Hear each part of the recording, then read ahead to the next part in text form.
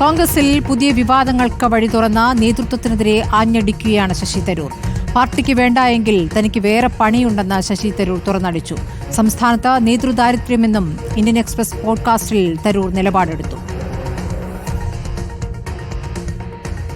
പാർട്ടിയിൽ തന്റെ റോളെന്താണെന്നാണ് തരൂരിന്റെ ചോദ്യം.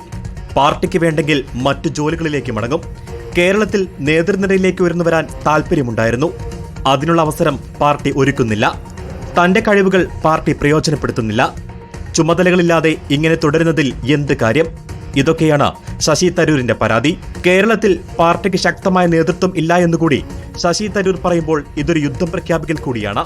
ഈ നിലയിൽ മുന്നോട്ടു പോയാൽ കേരളത്തിൽ വീണ്ടും കോൺഗ്രസ് തോൽക്കും. കഠിനാധ്വാനം ചെയ്തില്ലെങ്കിൽ 3ാം സ്ഥാനമാകും. കോൺഗ്രസിന് തനത് വോട്ട് ബാങ്ക് ഉപയോഗിച്ച് മാത്രം ജയിക്കാനാവില്ല.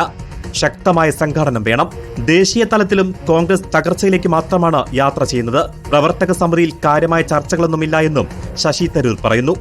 മോദിയെയും പിണറായിയെയും പുകഴ്ത്തുന്നത് പ്രവൃത്തികൾ പരിഗണിച്ചാണ്. രാഷ്ട്രീയക്കാരനായല്ല, ജനപക്ഷത്ത് നിന്നാണ് ചിന്തിക്കുന്നതെന്നും തരൂർ വിവാദങ്ങളെക്കുറിച്ച് വിശദീകരിക്കുന്നു. വിയോജിപ്പിന്റെ പേരിൽ പാർട്ടി വിടില്ല എന്നുകൂടി തരൂർ പറഞ്ഞു വെക്കുന്നുണ്ട്. ശശി തരൂർ ഉയർത്തുന്നത് അതീവ ഗൗരവമായ വിഷയമാണ്. മുൻപ് കപിൽ സിബലും ഗുലാം നബി ആസാദും അമരീന്ദർ സിംഗും ജ്യോതിരാദിത്യ സിന്ധ്യയുമൊക്കെ ഉയർത്തിയതിന് സമാനമായ ശബ്ദം.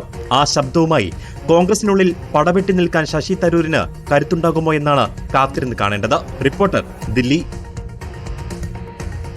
നോ കമന്റ്സ് എന്നായിരുന്നു തരൂരിന്റെ ഏറ്റവും ഒടുവിലത്തെ പ്രതികരണം. ക്രിക്കറ്റ് മാച്ച് കാണാനുണ്ടെന്നും തരൂർ മാധ്യമപ്രവർത്തകരുടെ ചോദ്യങ്ങളോട് പ്രതികരിച്ചു. ഞാൻ ഒരു കോമെന്റും തരുന്നില്ല. എനിക്ക് നിങ്ങളോട് സംസാരിക്കാൻ ഒരു ബുദ്ധിമുട്ടില്ല. ഞാൻ എന്റെ സമയത്ത് സംസാരിക്കും. ഒന്നും സംസാരിക്കാൻ. No comment at all any further on any. What's the match here? Important match today. തുടർച്ചയായി ശശി തരൂർ എടുക്കുന്ന നിലപാടുകൾ പാർട്ടി വിടാനുള്ള നീക്കമായി വിലയിരുത്തുന്നവരുണ്ട്. പിയ സുനിൽ ഡൽഹിയിൽ നിന്ന് വിവരങ്ങളുമായി. സുനിൽ, തരൂർ ഇപ്പോൾ നോ കമന്റ്സ് എന്ന് പറഞ്ഞെങ്കിലും പറയാനുള്ളത് പരമാവധി പറഞ്ഞു കഴിഞ്ഞിരിക്കുന്നു പോഡ്കാസ്റ്റിൽ. അപ്പോൾ കോൺഗ്രസ് വിടുകയാണ് എന്ന രൂപത്തിലേക്കുള്ള വ്യാഖ്യാനങ്ങൾ വന്നു കഴിഞ്ഞു. അവിടെ കോൺഗ്രസിലെ പ്രധാനപ്പെട്ട നേതാക്കൾ പ്രതികരിക്കാൻ തയ്യാറാകുന്നുണ്ടോ?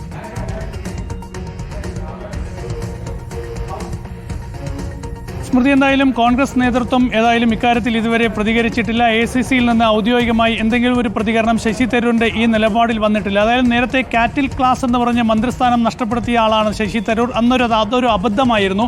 ഏതായാലും ഇപ്പോൾ ശശി തരൂർ നടത്തിയിരിക്കുന്ന പ്രസ്താവന അബദ്ധമല്ല, ബോധപൂർവം ശശി തരൂർ പറഞ്ഞിരിക്കുന്ന കാര്യങ്ങൾ തന്നെയാണ്. ഏതായാലും ശശി തരൂർ ഇത്തരത്തിൽ വളരെ ശക്തമായ കടുത്ത നിലപാട് സ്വീകരിച്ച് ഇനി എത്ര നാൾ കോൺഗ്രസിൽ തുടരും എന്നതാണ് പ്രധാനപ്പെട്ട ചോദ്യം. ഇതുവരെ ഉള്ള ഒരു ശശി തരൂരല്ല, ഇനിയുള്ള ശശി തരൂർ എങ്ങനെയായിരിക്കും എന്നതാണ് ചോദ്യം. ഏതായാലും കോൺഗ്രസിൽ ഈ നിലയിൽ തുടരാനാകില്ല എന്ന് തന്നെയാണ് ശശി തരൂർ ഇന്ത്യൻ എക്സ്പ്രസിന് നൽകിയ അഭിമുഖത്തിൽ വ്യക്തമാക്കിയിരിക്കുന്നത്. തൻ്റെ റോൾ എന്താണ് എന്ന് കോൺഗ്രസിൽ തൻ്റെ റോൾ എന്താണെന്ന് വ്യക്തമാക്കണം. അതല്ല എങ്കിൽ താൻ തൻ്റെ ജോലികളിലേക്ക് മടങ്ങും എന്ന് ശശി തരൂർ പറയുകയാണ്. ഏതായാലും വിമാനത്താവളത്തിൽ ഇറങ്ങിയ ശശി തരൂർ ഇപ്പോൾ നോ കമന്റ്സ് എന്നാണ് പറഞ്ഞിരിക്കുന്നത്. ഞാനിപ്പോൾ നിൽക്കുന്നത് ശശി തരൂരിൻ്റെ ദില്ലിയിലെ വസതിയിലാണ്. ഇവിടെ സരസ്വതി അപ്പാർട്ട്മെൻറ്റിലാണ് ശശി തരൂർ താമസിക്കുന്നത്. ഇവിടെ മാധ്യമങ്ങളൊക്കെ തന്നെ ശശി തരൂരിനെ കാത്തിരിക്കുകയാണ്. അദ്ദേഹം എന്തെങ്കിലും പുതുതായി പറയുമോ എന്നറിയാൻ. ഏതായാലും ഇതേ നിലപാടിൽ ശശി തരൂർ മുന്നോട്ട് പോവുകയാണെങ്കിൽ തീർച്ചയായും അത് പാർട്ടിയിൽ നിന്ന് പുറത്തേക്ക് പോകുന്ന വഴി തന്നെയായിരിക്കും. ഏതായാലും പാർട്ടിയിൽ നിന്ന് പുറത്തേക്ക് പോവുകയാണെങ്കിൽ ശശി തരൂരിനെ സ്വീകരിക്കാൻ BJP അടക്കം കാത്തിരിക്കുകയാണ്. ഒരുപക്ഷെ BJPയിലേക്ക് പോവുകയാണെങ്കിൽ വലിയ പദവികൾ ശശി തരൂരിന് ലഭിക്കുമായിരിക്കും. പക്ഷേ അദ്ദേഹത്തിൻ്റെ നിലപാടുകൾ അദ്ദേഹത്തിന് പണയപ്പെടുത്തേണ്ടി വരും. അത്തരം തീരുമാനങ്ങളിലേക്ക് ശശി തരൂർ പോകുമോ, അതോ അദ്ദേഹത്തിൻ്റെ പഴയ പ്രസംഗം അതുപോലെ എടുത്ത് ആ നിലയിലേക്ക് പോകുമോ എന്നൊക്കെ അറിയാൻ കാത്തിരിക്കാം. ഏതായാലും ഇപ്പോൾ ശശി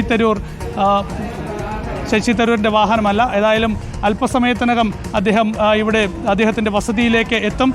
ഒരുപാട് മാധ്യമപ്രവർത്തകർ ഇപ്പോൾ ശശി തരൂരിനെ കാത്തിരിക്കുകയാണ്. ഏതായാലും ഈ കടുത്ത നിലപാട് സ്വീകരിച്ച് ശശി തരൂർ മുന്നോട്ട് പോകുമോ എന്നതാണ് ചോദ്യം. ശശി തരൂരിന്റെ ഈ നിലപാടിനോട് വീടിന് മുന്നിൽ എത്തുമ്പോൾ പ്രതികരിക്കുമോ എന്ന് കാത്തിരിക്കാം. നമുക്ക് ആ ഘട്ടത്തിൽ വീണ്ടും അവിടേക്ക് എത്താം.